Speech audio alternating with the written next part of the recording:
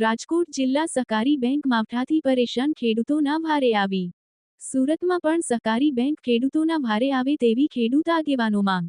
1300 કરોડની રકમની ધિરાણ 0% વ્યાજે આપવાની જયરા રાદડિયાએ જાહેરાત કરી છે. ત્યારે સુરત અને તાપી જિલ્લામાં પણ ખેડૂતોને 1000 કરોડની રકમનું ધિરાણ 0% વ્યાજે ખેડૂતોને આપવા માંગ ખેડૂત આગેવાન જયેશ દેલાડે કરી. ખેડૂત આગેવાન જયેશ દેલાડે જગાવ્યું કે માવઠાને કારણે ખેડૂતોના પાક નારા પામ્યા છે. ખેડૂતોની સ્થિતિ સારી નથી. રાજકોટ સહકારી બેંકની નો જેમ સુરત ડિસ્ટ્રિક્ટ બેંકના સત્તાધીશો પણ નિર્ણય કરે.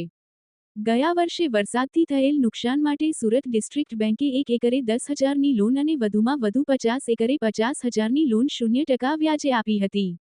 જગદીશ ભરવાડ, ન્યૂઝ 14 સુરત. જયેશ દેલાડ, ખેડૂત આગેવાન. સમગ્ર ગુજરાતમાં આ વર્ષે જ્યારે માવઠાના કહેરને કારણે સમગ્ર ગુજરાતનો ખેડૂત પરેશાન છે. એવા સમયે રાજ્યની સરકારે ખૂબ જ મોટું ઐતિહાસિક પેકેજ 10,000 કરોડનું માવઠાની અસરને કારણે ખેડૂતોને આપ્યું છે. સાથે સાથે તમે જો તો ઉદ્યોગપતિઓ પણ ખેડૂતોને વારે આવ્યા છે અને હવે સહકારી પ્રવૃત્તિ, જે સહકારી આંદોલન, જે ખાસ કરીને રાજકોટ ડિસ્ટ્રિક્ટ બેંકના આદરણીય ચેરમેન શ્રી જયેશભાઈ રાદડિયાએ જે રીતે ખેડૂતોને વહારે આવીને 0% વ્યાજે જે રીતે 1300 કરોડ રૂપિયાની આપવાની જે જાહેરાત કરી છે, ખૂબ જ આવકારદાયક છે. ખાસ કરીને અમારી સુરત ડિસ્ટ્રિક્ટ બેંક, જે સુરત તાપી સાથે લગભગ 2.5 લાખ જેટલા ખેડૂતો જોડાયેલા છે અને આ માવઠાને કારણે સુરત તાપીના ખેડૂતોને ખૂબ જ મોટું નુકસાન એના પાકોને થયું છે. અને જ્યારે નુકસાન થાય છે ત્યારે આ બેંક વ્યારે આવે છે.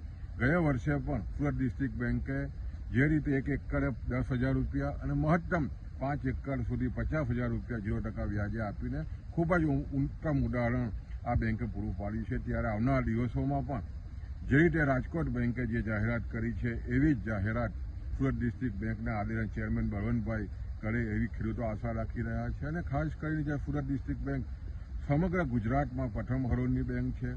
10,000 કરોડથી પણ વધારે જ્યારે ફિક્સ ડિપોઝિટ ખૂબ જ સુપર વહીવટ ચાલી રહ્યો છે. ત્યારે આવા સમયે ખેડૂતો જ્યારે મુશ્કેલીમાં છે ત્યારે ખેડૂતોને મદદ આવે એવી અમારી ખાસ ખેડૂતો વિનંતી છે.